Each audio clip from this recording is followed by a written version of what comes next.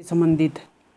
राजस्थान का कोई भी भर्ती एग्ज़ाम हो, चाहे वो आरपीएससी कराए, चाहे अपने कर्मचारी राज्य कर्मचारी बोर्ड करवाए या किसी और संस्था को ये काम दे दिया जाए, सब में राजस्थान की कला और संस्कृति से संबंधित प्रश्न पूछे जाते हैं। तो ये कक्षा 8 की हमारी पाठ्य पुस्तक है जो वर्तमान में अपने विद्यालयों में चल रही है। तो उसका चैप्टर है कला एवं संस्कृति। तो इसको हम आज करेंगे, सरल और सहज भाव से समझने का प्रयास करेंगे। मुझे उम्मीद है आपको ज़रूर समझ में आएगा। तो राजस्थान में कला का इतिहास है वो मानव सभ्यता के साथ जुड़ा है। जैसे ही मानव सभ्यता का विकास हुआ, कर्मिक विकास को हम देखते हैं, जैसे आहड़, कालीबंगा, पचमाता, बागोर, गिलोंड, ओजियाना आदि जो गांव हैं उल्लेखनीय सभ्यताओं वाले, इनको जब हम देखते हैं तो कला और संस्कृति का विकास वहीं से शुरू हो जाता है। मानव ने धीरे धीरे नदी और पहाड़ी, तालाब उन जगहों पे बसना शुरू किया जहाँ जीवन उपयोगी साधन हो और सुरक्षा भी हो। नगरों को सुनियोजित तरीके से बसाया। ये हम इन सभ्यताओं से पता चलता है कि मानव ने किस तरीके से अपने नगरों को सुनियोजित तरीके से बसाया। कहने का मतलब राजस्थान स्थापत्य कला की दृष्टि से एक धनी प्रदेश है। यहाँ का स्थापत्य कला विशेष रूप से दुर्गों में, जो गढ़ किले के नाम से भी जाने जाते हैं, उनमें निर्माण हुआ। हवेलियों की स्थापत्य कला देखने लायक है राजस्थान में। मंदिरों की स्थापत्य कला है वो बेजोड़ है। तो मंदिरों की स्थापत्य कला में भी राजस्थान अग्रणीय प्रदेशों में है। आमेर, बूंदी, अजमेर, उदयपुर, जैसलमेर, कुंभलगढ़ आदि उल्लेखनीय हैं। तो हम सबसे पहले देखेंगे दुर्ग। दुर्ग क्यों बनाए जाते थे, इनका क्या महत्व था, इनकी स्थापत्य कला की दृष्टि से कौन से दुर्ग हैं वो महत्वपूर्ण हैं। तो दुर्ग प्राय सामरिक दृष्टि से और सुरक्षा के लिए बनाए जाते थे। राजस्थान को दुर्गों की भूमि कहा जाए तो ये गलत नहीं होगा। सुरक्षा की दृष्टि से दुर्ग या तो ऊंची पहाड़ी पे बनाए जाते थे, या गहरी खाई में बनाए जाते थे, या नदियों के किनारे, ताकि शत्रु आसानी से दुर्ग तक ना पहुंच सके और शत्रु के सामने हथियार ना डालने पड़े। या फिर मैदानी भागों में बनाए जाते थे। दुर्ग के निकट गहरी खाइयाँ बना दी जाती थी और उनमें जहरीले जानवर छोड़ दिए जाते थे। खाई में पानी भर दिया जाता था ताकि शत्रु को रोका जा सके, और इसको कहा जाता था परीखा। इस प्रकार से जो खाई बना दी जाती, जहरीले जानवर छोड़ दिए जाते, उन्हें परीखा कहा जाता था। दुर्ग शासकों के आवास या सेना और जन सामान्य के लोगों के रहने के लिए सुरक्षित स्थल होते थे। दुर्ग में कृषि संबंधी कार्य होते, भंडारण, खाद्य भंडारण संबंधी कार्य भी होते। वापी, कुंड, पानी के बड़े बड़े कुंड बने होते थे। जलाशय, वापी जो सीढ़ी नुमा कुआं टाइप पानी का स्रोत होता था वैसे उसे वापी कहते हैं। जलाशय इत्यादि की पर्याप्त व्यवस्था होने के कारण सैनिक योद्धा कई महीनों तक दुर्ग के सभी मार्ग बंद कर शत्रु की सेना को हराने के लिए वो कामयाब हो जाते थे। कहने का मतलब दुर्ग में ये सब चीज़ें मिल जाती थी तो शत्रु सेना आसानी से परास्त नहीं कर पाती थी और शत्रु सेना से बच जाते थे। राजस्थान में प्राय दुर्ग के लिए किला, गढ़ शब्द प्रयोग किया जाता था। सबसे पहले हम पढ़ेंगे बूंदी का दुर्ग। बूंदी दुर्ग किसने बनाया और ये किसके लिए प्रसिद्ध है? तो बूंदी दुर्ग शहर के उत्तरी छोर में एक पहाड़ी पे बना हुआ है। 1354 में बना था और बनाने वाले थे राव बरसिंह। दुर्ग के चारों तरफ एक परकोटा बना हुआ है, छत्रसाल महल बना हुआ है, यंत्रशाला बनी हुई है, बादल महल बना हुआ है, अनिरुद्ध महल भी बना हुआ है। इसमें भित्ति चित्र, बूंदी किले में भित्ति चित्र बने हुए हैं। किस किले में भित्ति चित्र देखने को मिलते हैं? बूंदी जिले में। बूंदी किले में भवनों की छतरियाँ, दरबार हॉल भी अलंकृत हैं। स्थापत्य कला के अनुपम यहाँ उदाहरण मिलते हैं। दूसरा नेक्स्ट हमारा किला है लोहागढ़ का किला, भरतपुर में। लोहागढ़ का किला भरतपुर जाट राजा सूरजमल ने बनवाया, ये वो दुर्ग है। इस दुर्ग का निर्माण भरतपुर के जाट वंश सूरजमल, ये देख लिया हमने। इसके चारों ओर मिट्टी की दोहरी प्राचीर बनी हुई है, इसलिए इसे मिट्टी का दुर्ग भी कहते हैं। महत्वपूर्ण फैक्ट है, मिट्टी का दुर्ग कौन सा है, या मिट्टी से बना हुआ दुर्ग कौन सा है, या मिट्टी की दोहरी प्राचीर किस दुर्ग के में है। इस पर कई आक्रमण हुए लेकिन इसे कोई भी जीत नहीं पाया, इसलिए इसे अजय दुर्ग की श्रेणी में रखा जाता है। रणथंभौर दुर्ग, रणथंभौर सवाई माधोपुर। रणथंभौर दुर्ग देखेंगे हम। ऊंची पहाड़ी के शिखर पर रणथंभौर का दुर्ग दुर्गम और दुर्भेद दुर्ग स्थित है। बताया जाता है कि इस दुर्ग का निर्माण चौहान वंशीय शासकों ने करवाया और इस दुर्ग में नौलखा दरवाज़ा, हमीर महल, 32 खंभों की छतरी। महत्वपूर्ण फैक्ट अपना, नौलखा दरवाज़ा, 32 खंभों की छतरी, हमीर महल, त्रिनेत्र गणेश जी का मंदिर प्रसिद्ध है यहाँ। वर्तमान में ये दुर्ग आसपास वन क्षेत्र या कहें कि रणथंभौर बाग परियोजना में आ जाने से इसके जीर्णोद्धार, संरक्षण और सुरक्षा पर विशेष ध्यान दिया जाता है। तो रणथंभौर बाग परियोजना याद हो गई, कहाँ पे है, सवाई माधोपुर, और रणथंभौर का किला। जालोर दुर्ग, जालोर दुर्ग देख लेते हैं। पश्चिमी राजस्थान में सोनगरा चौहानों द्वारा उनके शौर्य का प्रतीक जालोर दुर्ग अपनी प्राचीनता और सुदृढ़ता के लिए प्रसिद्ध है।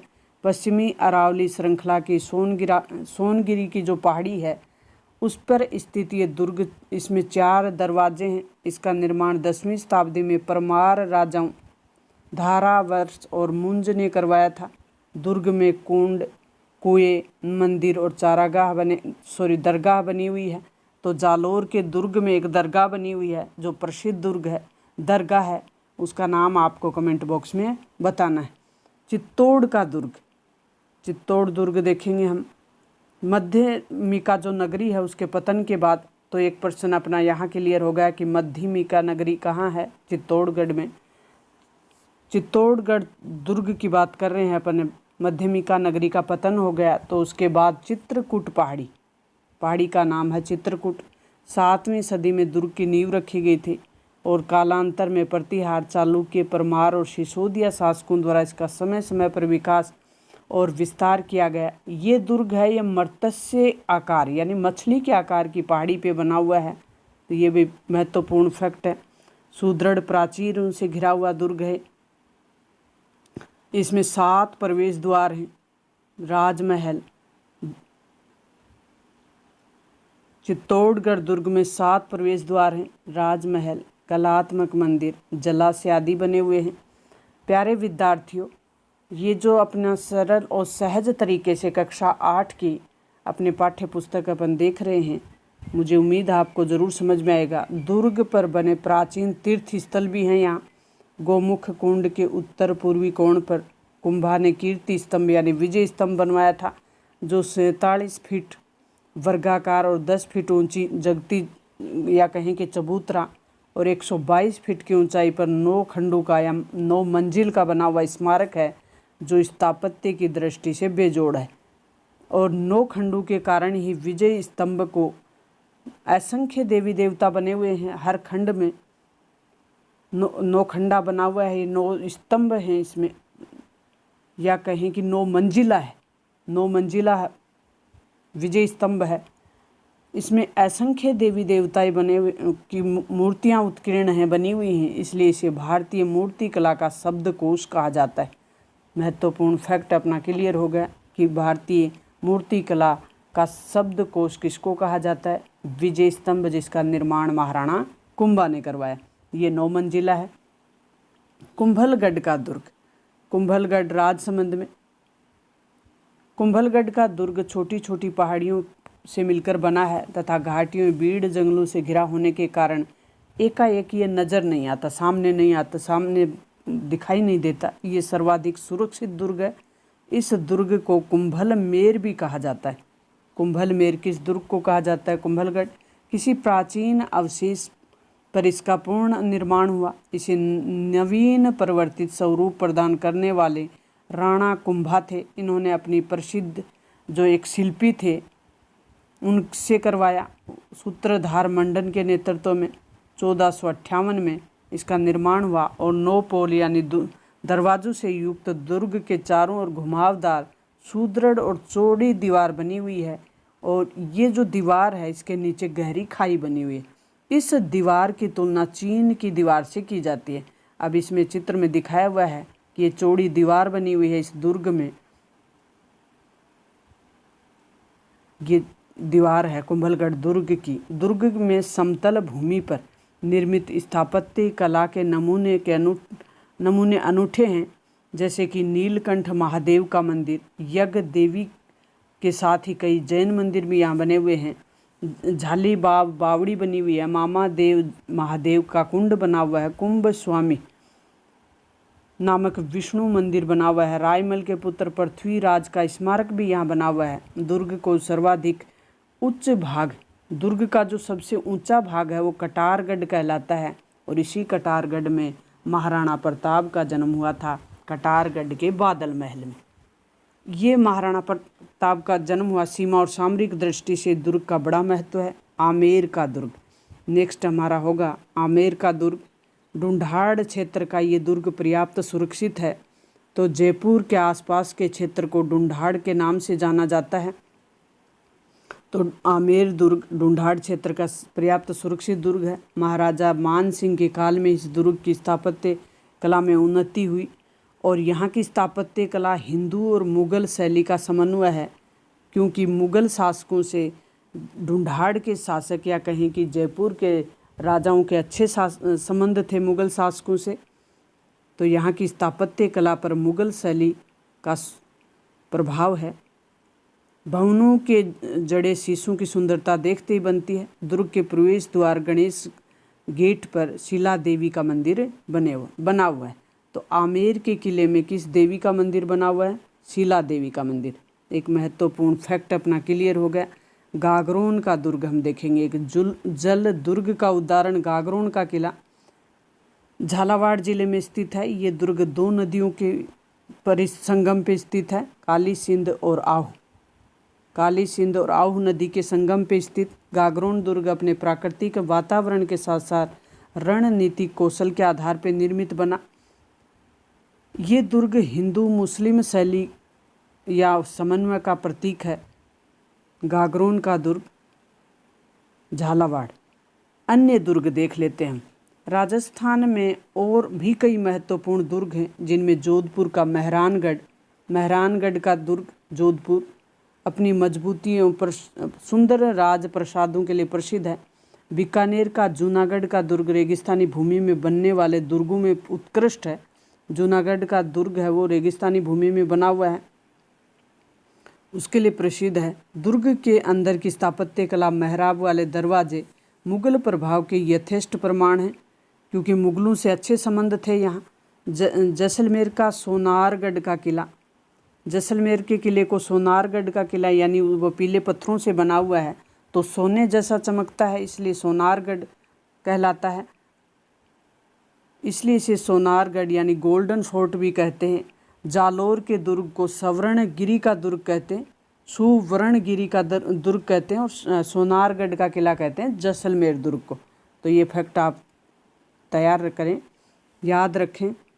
मंदिर। अब राजस्थान की स्थापत्य कला में मंदिरों को और देख लेते हैं।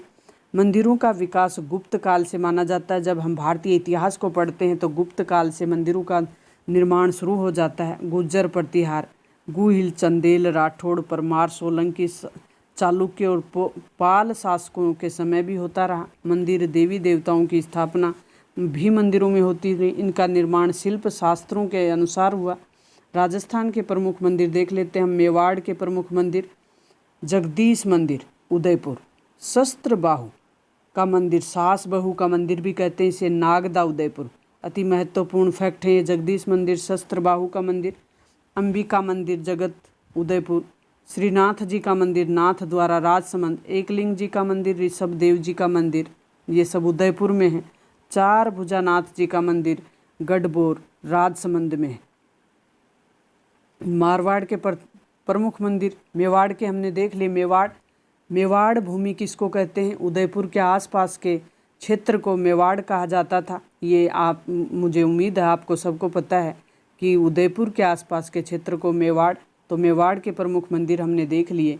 अब हम देखेंगे मारवाड़ यानी जोधपुर के आसपास का क्षेत्र मारवाड़ कहलाता है। तो देलवाड़ा के जैन मंदिर आबू सिरोही, रणकपुर जैन मंदिर पाली, किराड़ू के मंदिर बाड़मेर, ओंशिया के मंदिर जोधपुर। ओंशिया के जैन मंदिर सूर्य मंदिर प्रसिद्ध हैं, किराड़ू के मंदिर बाड़मेर। नेक्स्ट हमारा होगा हाड़ौती के मंदिर। हाड़ौती कोटा बूंदी क्षेत्र को हाड़ौती कहते हैं। हाड़ौती क्षेत्र में 4 जिले आते हैं, कोटा, बूंदी, बारा, झालावाड़। तो इस क्षेत्र के मंदिर देख लेते हैं। हिंदू मंदिर बाडोली रावत भाटा में, शिव मंदिर भंड-देवरा बारा में, कंसवा मंदिर कोटा में, कमलेश्वर महादेव मंदिर बूंदी में, सूर्य मंदिर झालरा पाटन झालावाड़ में। शेखावाटी जयपुर के प्रमुख मंदिर देख लेते हैं। शेखावाटी में 3 जिले आते हैं। शेखावाटी में 3 जिले आते हैं, झुंझुनू, सीकर, चूरू और जयपुर। इनके मंदिर देख लेते हैं। आभानेरी मंदिर दौसा, जयपुर के पास दौसा है जहाँ आभानेरी मंदिर बना हुआ है। खाटू श्याम जी का मंदिर सीकर में है। गोविंद देव जी का मंदिर जयपुर में, ये प्रसिद्ध मंदिर है। नेक्स्ट हम देखते हैं मूर्ति कला। राजस्थान में मूर्ति कला का किस प्रकार से विकास हुआ? तो राजस्थान में वैष्णव, शैव और शाक्त आदि के साथ जैन धर्म ने अनेक मंदिर और मूर्तियां बनाई। गुज्जर, प्रतिहार, परमार, चौहान, गुहिल शासकों ने के संरक्षण से मूर्तियों से सुसज्जित मंदिर निर्मित करवाए गए और प्रतिहारों का इसमें विशेष योगदान रहा। प्रतिहार शासकों का विशेष योगदान रहा। शैव धर्म की प्राचीन परंपरा में शिव के लिंग विग्रह और मानवीय प्रतिमाएं बनाई गई। इन मंदिरों में महेश मूर्ति, अर्धनारीश्वर, उमा महेश्वर की या हरिहर अनुग्रह मूर्तियों को विशेष रूप से उल्लेख है।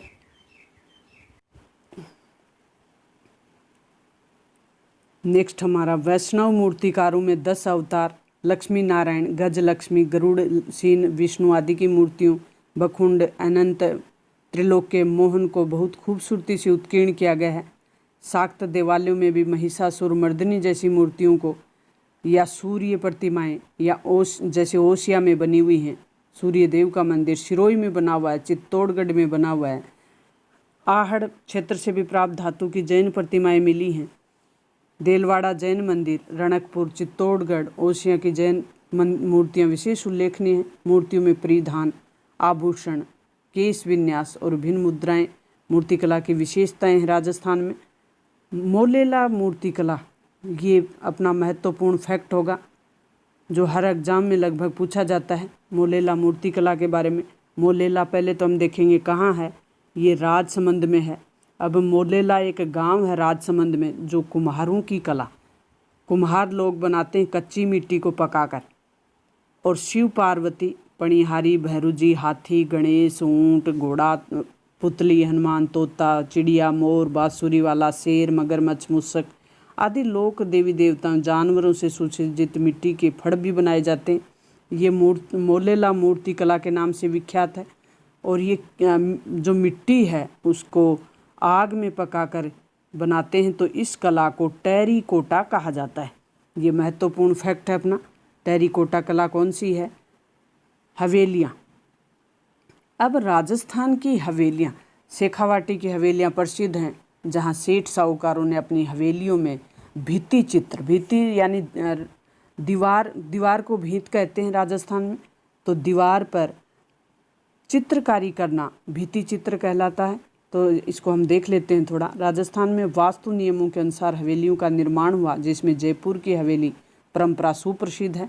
शेखावाटी की श्रेष्ठियों ने इस परंपरा को अपनाते हुए इन हवेलियों का निर्माण करवाया, जिसमें रामगढ़, नवलगढ़, मुकनगढ़, मंडावा, लक्ष्मणगढ़ आदि विशाल हवेलियां प्रसिद्ध हैं। जैसलमेर की सालम सिंह की हवेली, यह आप ध्यान रखें फैक्ट। जैसलमेर की सालम सिंह की हवेली, नथमल की हवेली, पटुओं की हवेली नक्काशी के लिए प्रसिद्ध है। तो पूछ लिया जाता है सालम सिंह की हवेली कहाँ है, नथमल की हवेली कहाँ है, पटुओं की हवेली कहाँ है? जैसलमेर में। फलोदी, करौली, बीकानेर, भरतपुर, कोटा, उदयपुर की हवेलियाँ भी स्थापत्य कला के लिए अद्भुत हैं। जैसलमेर की पटुओं की हवेली इधर ही अपने चित्र में दिखाया हुआ है। ये जैसलमेर की पटुओं की हवेली। छतरियाँ। राजस्थान के शासकों, सामंतों और श्रेष्ठी जो वर्ग था उसने पूर्वजों की स्मृति में जो स्मारक बनवाए उन्हें छतरियाँ या देवल के नाम से जाना जाता है। तो अलवर में मुंशी रानी की छतरी, मुंशी रानी की छतरी महत्वपूर्ण फैक्ट है, कई बार पूछा जाता है। करौली में गोपाल सिंह की छतरी, बूंदी में 84 खंभों की छतरी 84 84 खंभों की छतरी, रामगढ़ में सेठों की छतरी, गंटौर की छतरियाँ, गंटौर में ईश्वरी सिंह की छतरी, जोधपुर में जसवंत थड़ा, उदयपुर में आयड़ और जैसलमेर में बड़ा बाग की छतरियाँ। बड़े बाग की छतरियाँ कहाँ की प्रसिद्ध हैं? जैसलमेर की स्थापत्य कला अत्यधिक मोहक है। विशाल काय भव्य छतरियों के सुंदर नक्काशी और भित्ति चित्रण के माध्यम से अलंकृत किया गया इनकी स्थापत्य कला में 4 चांद लगा देती हैं। नेक्स्ट हमारी है चित्रकला। राजस्थान की जो चित्रकला है उसमें अजंता शैली और मुगल शैली का प्रभाव है। अजंता शैली और मुगल शैली का प्रभाव है। यह राज दरबारों तक ही सीमित रही, परंतु मुगल साम्राज्य के पतन के साथ ही चित्रकार राज्य संरक्षण प्राप्ति के लिए इधर उधर घूमते रहे। तब राजस्थानी शासकों ने इन्हें प्रश्रय दिया, यानी आश्रय दिया, अपने यहाँ रखा। मुगल चित्रकारों ने स्थानीय कलाकारों और चित्र परंपरा के साथ काम कर एक नूतन शैली यानी एक नई शैली को जन्म दिया। स्थानीय विशेषताओं के कारण स्वतंत्र शैली के रूप में ये विकसित हुई।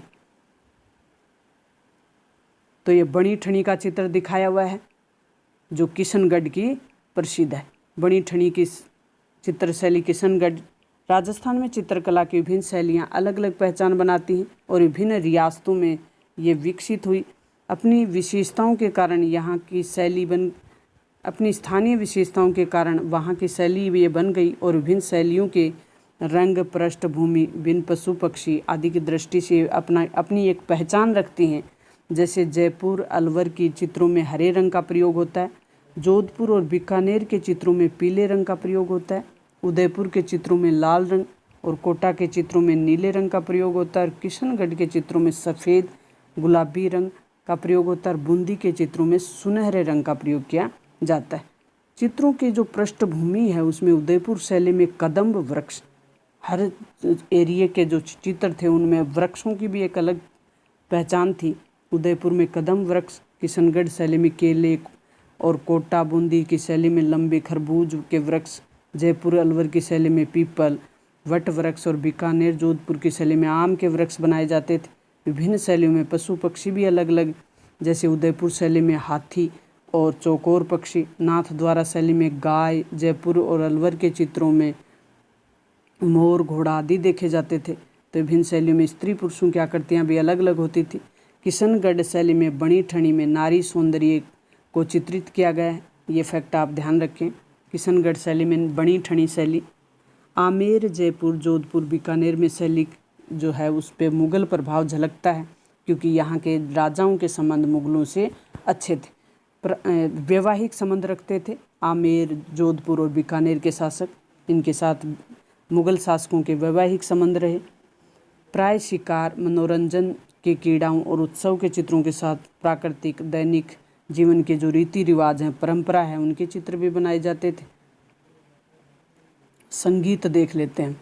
संगीत कला में राजस्थान प्राचीन काल से ही संगीत का प्रचलन रहा है। युद्ध में ध्वनि वाद्य यंत्रों की गर्जना के साथ जोश का वातावरण होता था, और यहाँ के जो